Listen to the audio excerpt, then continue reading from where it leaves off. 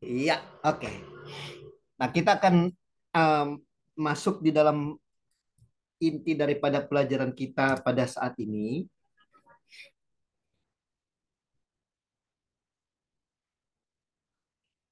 Kepemimpinan transformatif.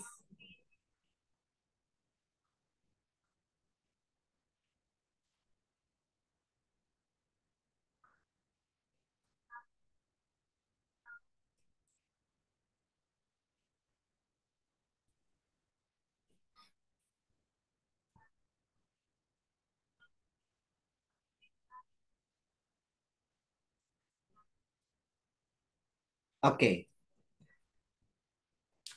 Di dalam Yesaya 50 ayat 4 dikatakan di situ, Tuhan Allah telah memberikan kepadaku lidah seorang murid, supaya dengan perkataan aku dapat memberi semangat baru kepada orang yang letih lesu. Setiap pagi ia mempertajam pendengaranku untuk mendengar seperti seorang murid. Nah, ini panggilan kita sebagai pemimpin, di mana kita dikatakan di situ seperti juga yang sudah dikatakan oleh Yesaya, bahwa Tuhan Allah melatih dia dan memberikan kepadanya lidah seorang murid. Agar apa? Dengan perkataannya, ia dapat memberi semangat baru. Nah, sebagai seorang pemimpin, kita juga melalui perkataan-perkataan kita, mari kita kurangi kebiasaan kita mengeluarkan kata-kata yang justru menjatuhkan semangat, menjatuhkan gairah orang lain. Atau yang kita seringkali kenal dengan istilah membunuh karakter seseorang. Mari kita perbiasakan itu dihilangkan dari kehidupan kita. Mari kita perkataan kita itu bisa memberikan semangat baru, terutama kepada orang yang letih lesu. Karena apa? Mari kita perhatikan dalam dunia kerja dan pelayanan kita. Harus diakui seringkali intensitas tugas baik di kantor maupun di gereja, intensitas tugas pelayanan kita itu tinggi. Sehingga tidak dapat kita hindarkan, seringkali kita sebagai pemimpin gereja agak menekan orang-orang yang notabene full timer atau bahkan mungkin pengerja gereja kita. Kita sedikit menekan mereka untuk apa? Untuk supaya mereka juga bisa bergerak seirama dengan kita. Karena kita pemimpin maunya memang bisa mengikuti irama daripada tuntutan pelayanan di gereja. Nah, otomatis kita mengharapkan teman-teman full timer dan pengerja gereja kita juga akan ikut dipacu. Nah, karena tekanan-tekanan seperti itu, apalagi mungkin kalau kita sudah agak ada yang namanya sleeping tongue atau mungkin kepeleset kita ngomong sedikit menyinggung perasaan full timer kita atau pengerja kita, ya, menyebabkan akhirnya semangat mereka turun. Nah, dalam kondisi seperti ini, seorang pemimpin itu harus mampu untuk tampil sebagai pemimpin transformatif, pemimpin yang bisa mengubahkan, pemimpin yang bisa memberi semangat bagi orang-orang yang dia pimpin. Nah, di sini sebenarnya panggilan kita sebagai seorang pemimpin. Nah, minta maaf kalau saya ini tidak ada fasilitas untuk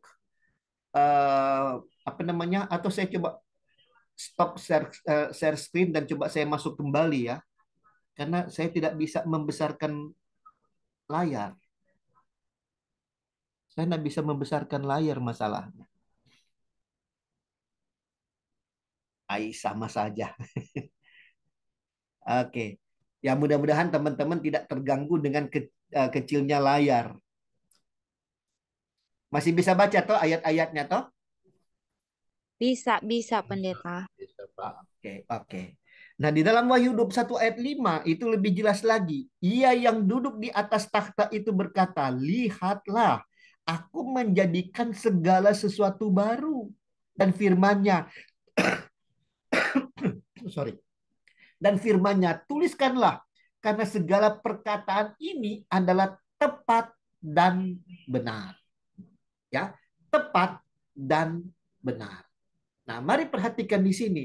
Jadi dari masa lalu sampai Tuhan Yesus datang, karena ini nubuatan akhir zaman ayat ini. Ya, mari kita perhatikan. Itu sesuatu yang baru itu tetap Tuhan kerjakan dalam kehidupan manusia di sepanjang generasi, di sepanjang zaman. Ini Tuhan selalu mengerjakan sesuatu yang baru, sehingga otomatis menuntut kita sebagai pemimpin-pemimpin gereja yang merupakan perpanjangan tangan Tuhan itu untuk menjadi agen-agen perubahan. Nah, di dalam Kolose 3 ayat 10, dan telah mengenakan manusia baru yang terus-menerus diperbaharui untuk memperoleh pengetahuan yang benar menurut gambar Khaliknya.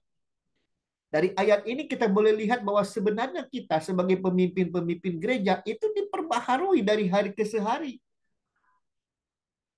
Nah, karena itu mari kita membiasakan dalam diri kita perubahan itu ada dalam kehidupan kita. Singkatnya, Anda hari ini harus lebih baik dari hari kemarin. Dan Anda hari esok harus lebih baik daripada Anda hari ini. Satu orang yang sama, tetapi terus diperbaharui, terus disempurnakan dari hari lepas hari. Nah, dan ini bukan hanya nampak dari segi karakter, tetapi ini nampak juga dari sikap dan tindak tanduk serta perkataan kita. Setiap hari diperbaharui, setiap hari baru, setiap hari baru. Kembali ke perjanjian lama, Ulangan 23 ayat yang kelima, tetapi Tuhan Allahmu tidak mau mendengarkan Bileam dan Tuhan Allahmu telah mengubah kutuk itu menjadi berkat bagimu. Karena Tuhan Allahmu mengasihi engkau. Anda perhatikan di sini. Berarti sesuatu yang baru itu Tuhan kerjakan karena apa? Karena kasihnya kepada kita. Dan di dalam 2 Korintus 3 ayat 18, dan kita semua mencerminkan kemuliaan Tuhan dengan muka yang tidak berselubung. Dan karena kemuliaan itu datangnya dari Tuhan yang adalah roh, maka kita diubah menjadi serupa dengan gambarnya dalam kemuliaan yang semakin besar. Nah, dari ayat ini kita boleh lihat bahwa sebenarnya ya kita harus terus disempurnakan, kita harus terus ada dalam perubahan. Pelajaran yang kita terima dari video tadi sudah cukup untuk memberikan kepada kita sebuah pelajaran penting bahwa pemimpin hebat itu ada dalam diri kita. Kita yang membatasi kehebatan diri kita untuk menjadi seorang pemimpin. Kita yang membatasi. Allah tidak pernah membatasi Anda untuk menjadi pemimpin sebesar apapun itu dalam rencananya. Allah tidak pernah memberi batas. Yang memberi batas adalah Anda sendiri.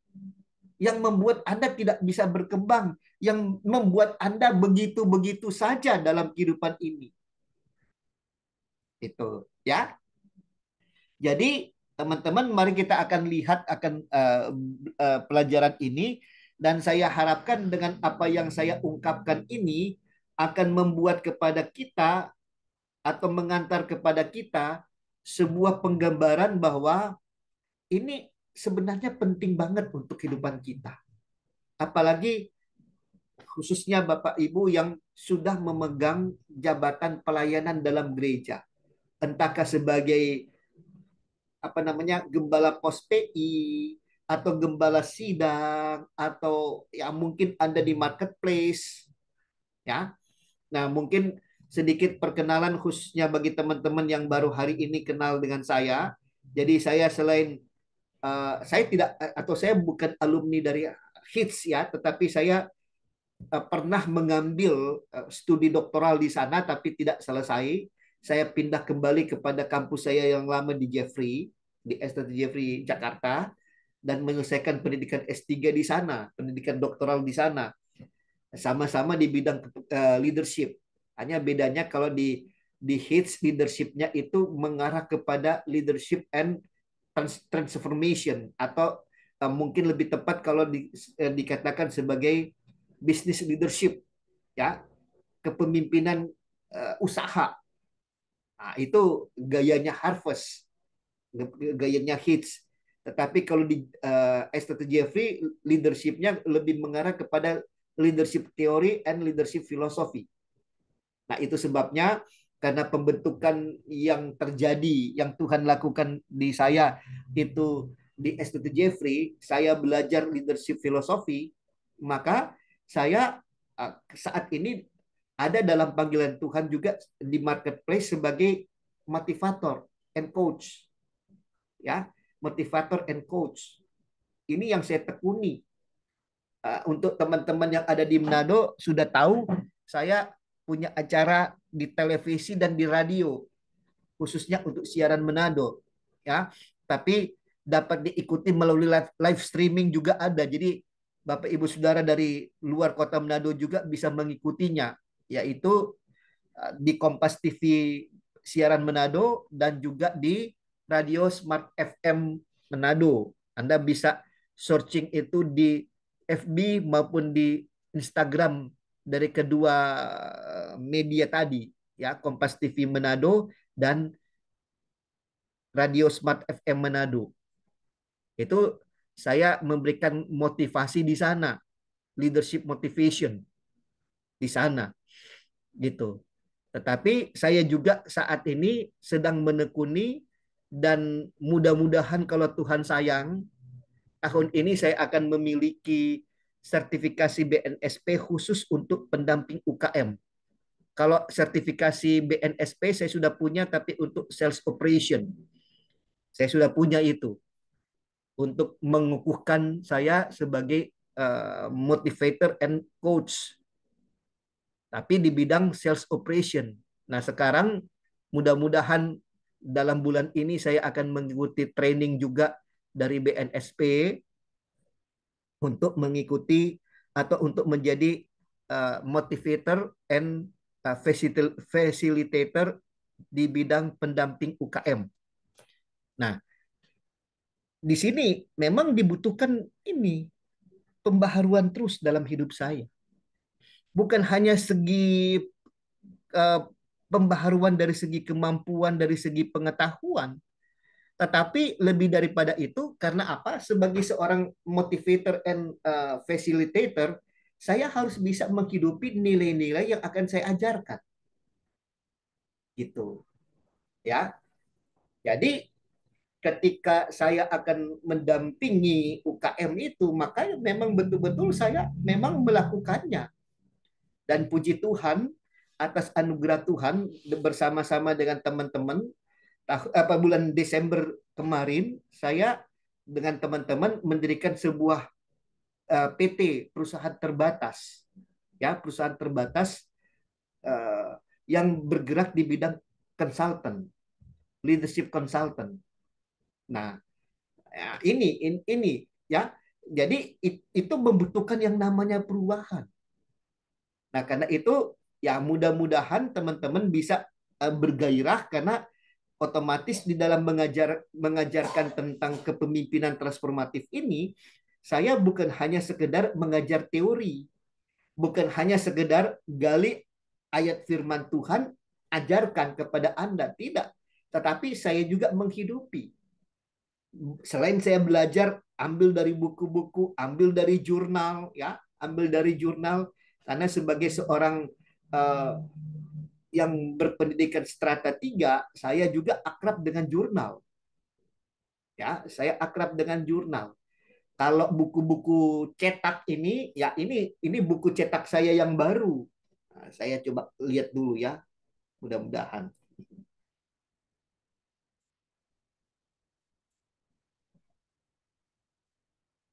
Teman-teman bisa lihat buku ini kah? Bisa, Pendeta. Oke. Bisa, Pak Pastor, bisa.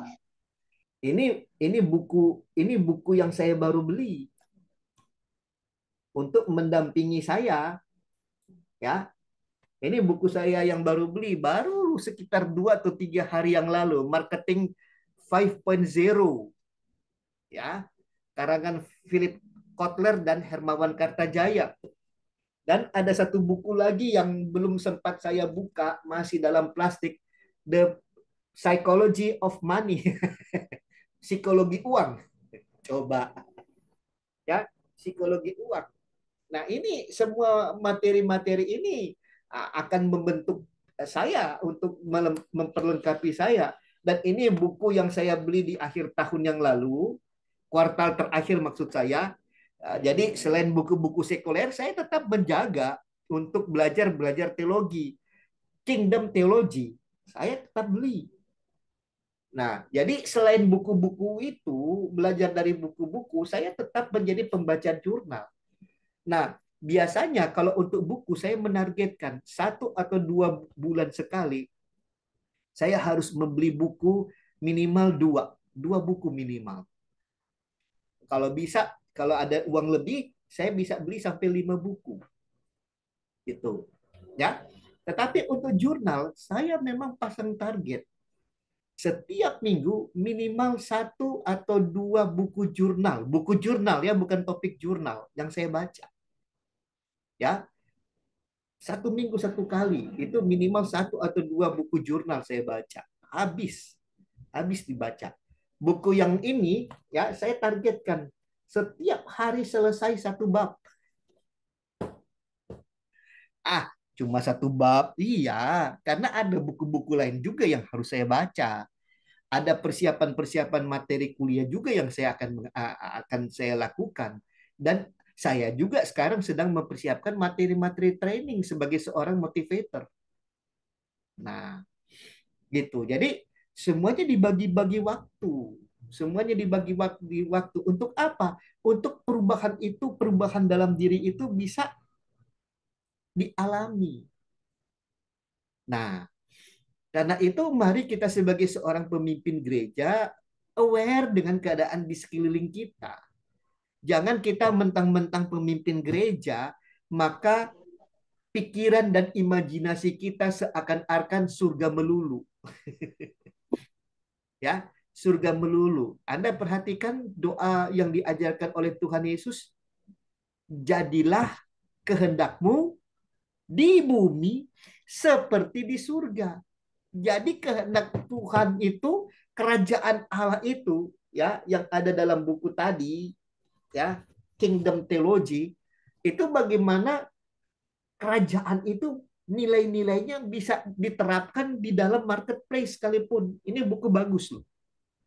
Yang dikarang oleh Jonathan Patiasina dan Heinze Kopstan. Ini buku sangat bagus.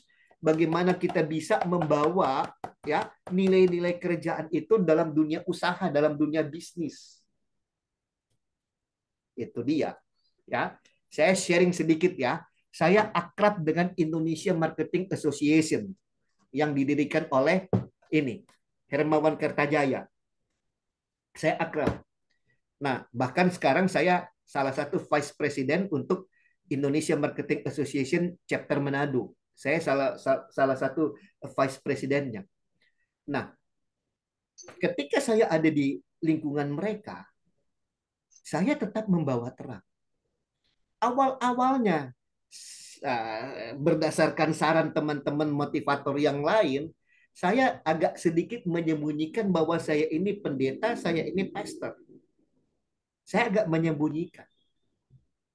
Tapi seiring dengan waktu, ya, Indonesia Marketing Association ini seringkali mengadakan pameran-pameran UKM. Nah, di beberapa pameran UKM itu peserta atau apa namanya tenan-tenan pameran itu adalah jemaat saya. Jadi ketika mereka menyapa saya di tengah-tengah pameran, pastor, pastor, ketahuanlah, pastor. Jadi sampai Korwil kami yang merupakan owner daripada salah satu mall terbesar di kota Manado, Manado Town Square, itu sampai tanya, maaf, Bapak Pak Roni ini pendeta atau pastor? Dia sampai tanya begitu. Saya jelaskan, Pak, Pak Korwil, di kamus itu pastor kan artinya gembala. Oh ya ya ya, sudah. Kalau begitu saya sudah tahu. Coba. Dan sejak saat itu saya tidak bisa menyembunyikan. Sekarang orang-orang lama di Sulawesi Utara memanggil saya pastor. Ya, orang-orang di Manado panggil saya pastor. Itu. Oke. Saya menyapa dulu Pak Pelipus Dayak. Selamat malam, Pak.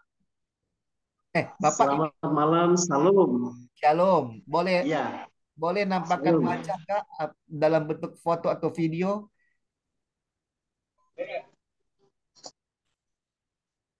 Bisakah? Ah, ini toh. Ya, salam. Shalom. Salam, Pak Pastor. Oke. Pak tinggal di mana dan latar belakangnya bagaimana, Pak? Saya di Kalimantan Timur, Tepatnya di kota apa? tepatnya di Kabupaten Kutai Barat. Oh, Kutai Barat. Oke, oke, oke. Iya, iya. Sekarang sebagai gembala atau Gembala Jemaat, ya Gembala gembala, Jemaat, Pastor. gembala jemaat di gereja? Iya, di Gereja Gerakan Pentakosta (GGP). Oh, GGP. Iya, iya, iya, iya, iya, iya. Oke, oke. Tamat sekolah Di Alkitab dari Languan ada, Pak. tahu, tahu, tahu, tahu. STTP Moat Bola Moat. Mengondo. Ya, ya, dekat Ya, dengan kampung istri saya di Modo Inding. iya, modeling betul. Ya, Iya, Pastor. betul. Kalau Pak sekolah Alkitab di mana, Pak? Kalau boleh tahu? Saya Iya.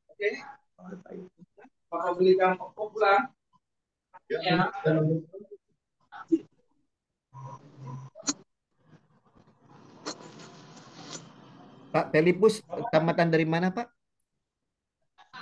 STTP Moat Oh, angkatan tahun berapa? 93, Pak. Oh, duluan siapa dengan Pastor Hanas? Kami satu angkatan. Ah, haleluya. Siap. Iya, Iya, iya, iya. Oke, baik, baik. Sedang bisa berkenalan, Pak. Ah, iya. mudah-mudahan pelajaran ini bisa memberkati.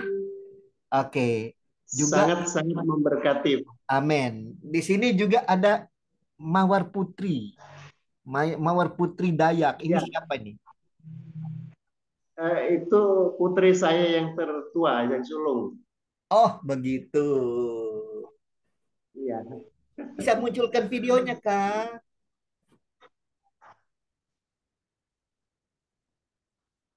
Mawar Putri bisa munculkan video supaya kita bisa kenal.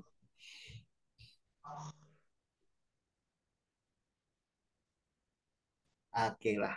Kalau memang belum, nggak apa-apa. Nanti kita akan berkenalan lagi di kelas-kelas berikutnya. Oke, saya lanjutkan dulu ya. Apa yang ya, menjadi siap. apa yang menjadi pergumulan gereja? Itulah juga yang jadi pergumulan kepemimpinan gereja. Ya, ini falsafah yang harus kita cermati. Apa yang menjadi pergumulan gereja, itulah juga yang menjadi pergumulan kepemimpinan gereja. Karena Anda tidak bisa memimpin gereja kalau tidak ada gerejanya. Ya, beberapa pastor, beberapa gembala di tempat apa di webinar ini tidak bisa disebut sebagai gembala kalau tidak ada gerejanya. Itu, ya. Nah, apa sebenarnya yang menjadi pergumulan gereja? Mau tidak mau adalah karena Anda perhatikan gambar ilustrasi di bawahnya, ya. Connected but alone. Orang-orang sekarang itu terhubung, tetapi walaupun tetap ada dalam hubungan, tetapi kesepian. seorang diri. Ini dia. Ini dampak negatif dari apa yang kita sebut dengan teknologi digital. Ini dampak negatifnya. Orang-orang terhubung tetapi merasa diri alone, seorang diri. Itu. Dan ini ada di dalam gereja. Tidak bisa tidak, ini masuk dalam gereja. Ini ada di antara kita. Ada di antara kita. Orang-orang yang terhubung tetapi merasa kesepian. Nah, tidak jarang kita temukan jemaat itu setia beribadah, menyanyinya memang luar biasa, apalagi kalau Anda dari gereja karismatik atau gereja ya, seperti Pak siapa tadi? Aduh, Filipus. Filipus. Pak Filipus itu ya dari gereja Gerakan Pentakosta itu kan ibadahnya boleh dikatakan ribut ya, sama dengan gereja saya. Ibadahnya ribut. Tidak ada ibadah hening di gereja kami, ribut. Baik ribut dengan orang yang kepuk tangan, baik ribut dengan bahasa roh, itu ribut. Itu. Tapi Anda perhatikan ada orang-orang jemaat Anda yang memang menyanyi itu sungguh-sungguh. Penyembahan dia memang betul-betul seakan-akan sudah mau terbang. Tinggal ditangkap di plafon gereja untuk diturunkan kembali karena sudah melebihi batas, sudah over, ya. Tetapi kemudian Anda akan kaget, Anda akan dikejutkan. Tiba-tiba dia WA atau dia telepon Anda. Pak Pendeta, Ibu Pendeta, saya mau bunuh diri. Ah, itu persoalannya. Anda akan kaget. Oh, kenapa bisa begini? Orang itu kelihatannya memang ramah, kelihatannya memang ibadahnya memang wah, memang betul-betul kusuk, memang betul-betul serius dalam penyembahan. Tapi kok begini? Ya itu. Karena apa? Connected but alone. Itu. Nah, kita sebagai pemimpin gereja harus aware dengan masalah ini. Nggak bisa kita tinggalkan begitu saja. Nah, apalagi perhatikan di sini, ya, Anda harus menyadari bahwa salah satu tantangan gereja masa kini ialah pelayanan multi generasi.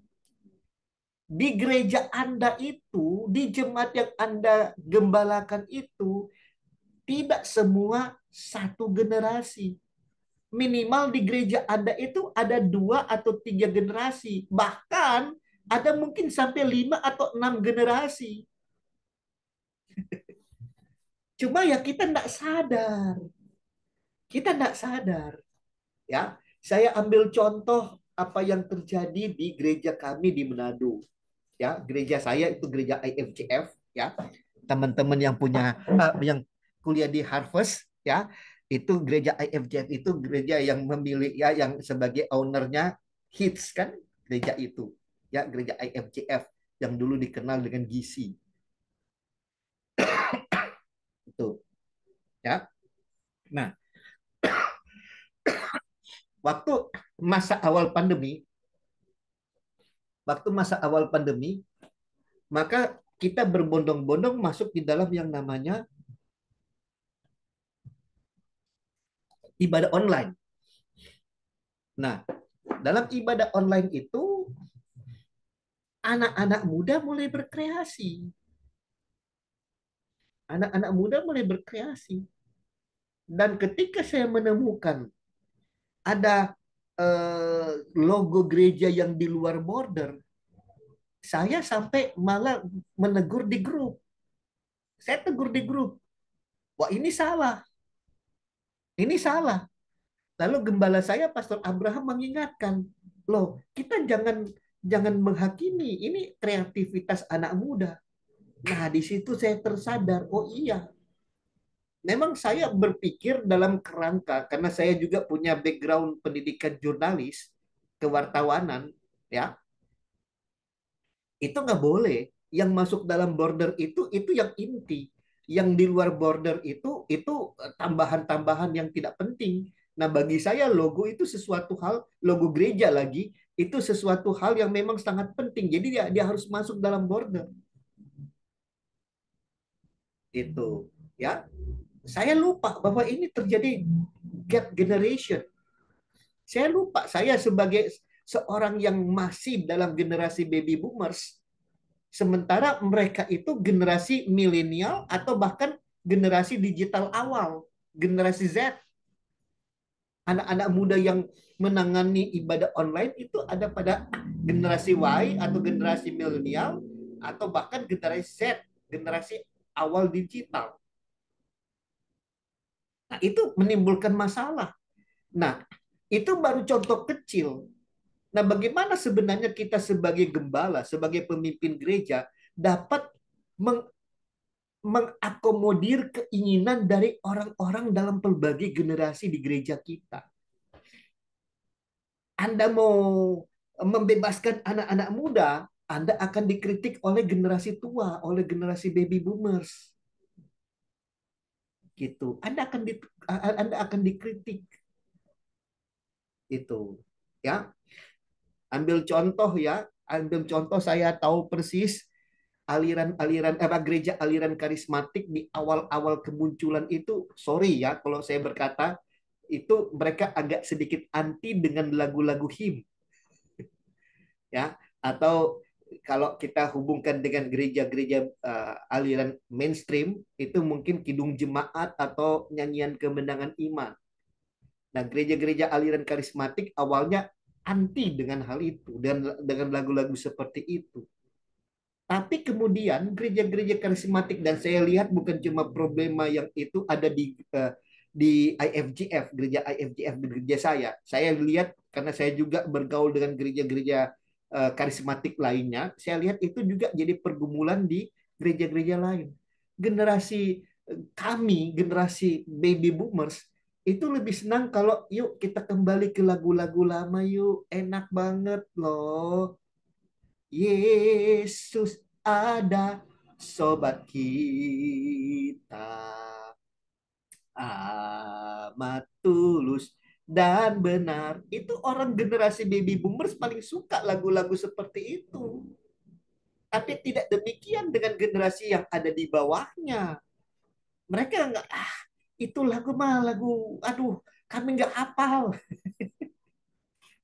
Lucunya, lagu-lagu hymn yang ada bukan cuma syair, bahkan sampai not balok itu ada, bisa disediakan, ya, sampai not baloknya ada. Itu lebih gampang dipelajari sebenarnya dibandingkan dengan lagu-lagu sekarang yang cuma bermodalkan kita dengar di YouTube, kita dengar di medsos, ya, atau kita kenal dengan apa, flash disk, ya, lagu-lagu sekarang, lagu-lagu kontemporer sekarang. Itu, ya. Nah, generasi Y, generasi milenial, generasi Z, generasi digital awal, dan generasi ada yang di bawahnya, generasi alpha. Nah, itu mereka gak suka dengan lagu-lagu seperti itu. Nah, kita sebagai gembala ada di posisi mana? Ada di posisi mana?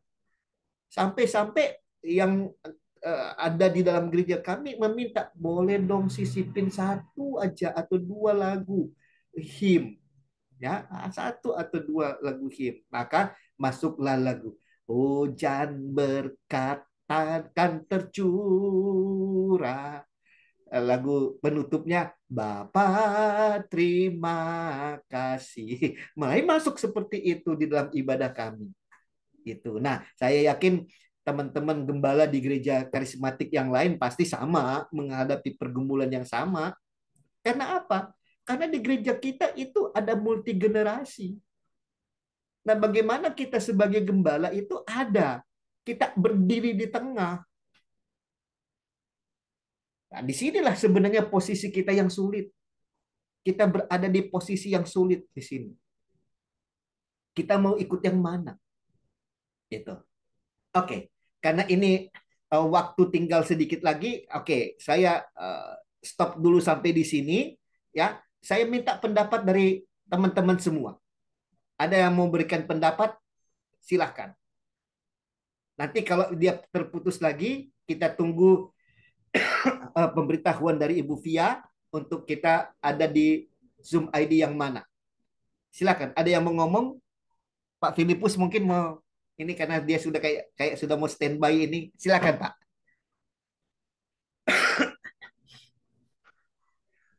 Baik, terima kasih. Saya mengikuti dulu, Pak. Oke, mengikuti ya. Iya, Oke, iya, oke baik. Kalau begitu terima dari kasih. siapa Pak Sony? Silakan Pak Sony. Sudah buka mic ini dia. Eh, kalau saya sih ya Pak, menurut yang udah-udah kejadian tuh lebih baik kan semua lagu-lagu hymn juga sebenarnya banyak mulai dari lirik sampai melodinya kan juga enak gitu loh Pak. Iya Jadi betul. biar lebih lebih masuk ke yang sekarang lebih relate gitu kita aransemen ulang biasanya Pak. Betul betul betul betul. Dimasukkan nuansa-nuansa yang lain dengan alat musik yang mungkin yang lebih kaya notasi gitu. Oke oke Jadi kayak baik. kalau kalau saya sih biasa ngakalinnya gitu Pak di gereja. Contoh kayak lagu Dancing My Song gitu kan. Ya, Model-model seperti itu sih Pak, itu aja makasih Pak. betul betul. Karena banyak juga lagu hymn sebenarnya kalau mengikuti notasi yang sebenarnya, lagu itu sebenarnya gembira-gembira, tetapi karena diajarkan oleh generasi tua, jadi eh, jadi lambat lagunya. Betul betul betul. Ambil contoh ada apa lagu hymn yang na na na na na na na na na na Hmm. na na na itu apa ya judulnya dalam bahasa Inggris saya lupa itu.